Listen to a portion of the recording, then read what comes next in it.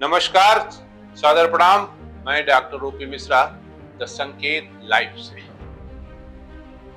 अपनी उस श्रृंखला को आगे बढ़ाते हुए जिसमें मैंने कहा था कि स्वतंत्रता आंदोलन में मुस्लिम नेताओं की भूमिका के बारे में, उसी श्रृंखला को हम आगे बढ़ा रहे हैं और आज जिक्र कर रहे हैं मौलाना अबुल कलाम आजाद। इनका जन्म 1888 में मक्का शरीफ में हुआ था। वो एक बड़े आलिम दीन, महान फिलोसोफर, अनुभवी राजनीतिज्ञ, वतन प्रेमी और कौम से प्यार करने वाले, मोहब्बत करने वाले थे। मौलाना आजाद द्वारा देश को गुलामी से आजाद कराने एवं आजादी के बाद आधुनिक भारत के निर्माण में दी गई सेवाओं को कभी भुलाया नहीं जा सकता। उन्होंने मुल्क की आजादी की आग को भड़काने के लिए 1912 में अल हिलाल के नाम से एक अखबार निकाला। उस अखबार के द्वारा देश के पढ़े लिखे, असरदार और सम्मानित व्यक्तियों में जागरूकता पैदा करना उनका बड़ा उद्देश्य था। वही आम जनता में भी आजादी की भावनाओं को जगाना था। अल हिलाल द्वारा भड़काई हुई आजादी की आग की तपिश में फिरंगी शासन झुलस रहा था। शासन द्वारा उनके अखबार को जब्त किया गया और उसका प्रकाशन भी बंद कर दिया गया।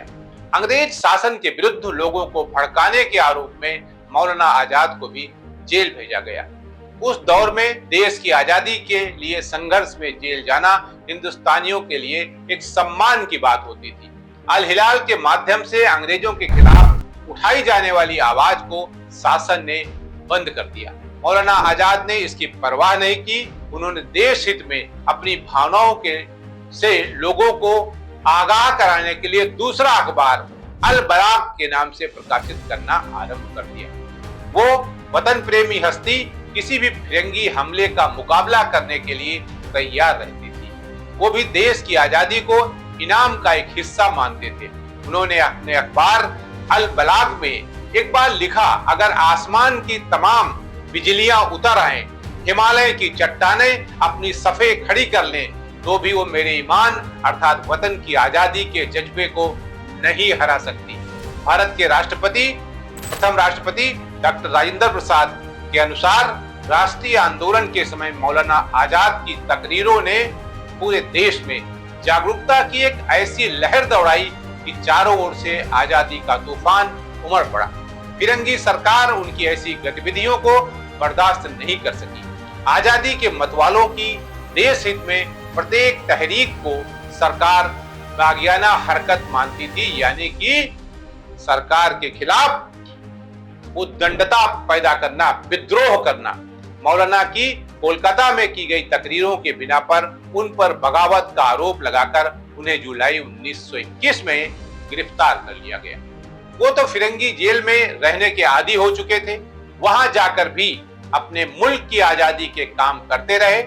पंडित जवाहरलाल नेहरू ने मौलाना आजाद के बारे में लिखा कि बड़े आदमी पैदा होते आए हैं और पैदा होते रहेंगे, परंतु मौलाना आजाद जिन प्रतिभाओं के मालिक थे वे भारत या किसी और जगह नहीं आ सकेंगे।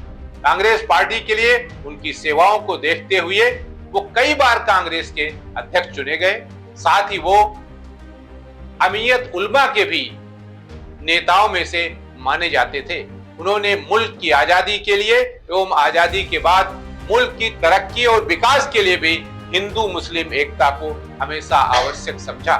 मौलाना ने अपने जीवन का अधिकांश हिस्सा आजादी के संघर्ष में अंग्रेजों की जेल को आबाद रखने में ही गुजारा। वो कांग्रेस पार्टी में रहकर देश की आजादी का परचम लहराते रहे। वो 1939 से 1946 तक लगातार अखिल भारतीय कांग्रेस पार्टी की अध्यक्ष रहे। देश की आजादी के बाद वो स्वतंत्र भारत के कई वर्षों तक मंत्री भी रहे। उन्होंने व्यस्तता के बाद भी अपनी योग्यता और ज्ञान से कई पुस्तकें भी लिखी। इतिहास की पुस्तकों से सिद्ध होता है कि वो आरंभ से आखिरी तक देश के बंटवारे के कड़े विरोधी रहे।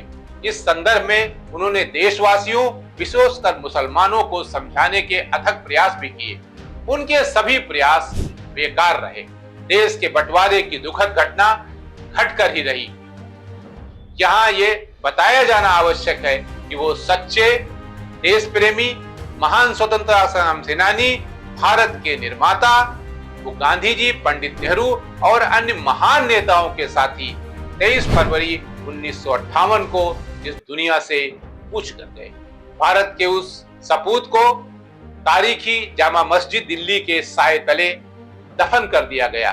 मौलाना अबुल कलाम आजाद के कारनामे, उनकी बातें, उनकी यादें इतिहास के पन्नों में अमिट और अमर रहेंगी। आज मौलाना आजाद के बारे में मैंने जो जिक्र किया है, अब अगले सप्ताह एक नई शख्सियत के बारे में हम फिर आपके सामने आएंगे। नमस्कार।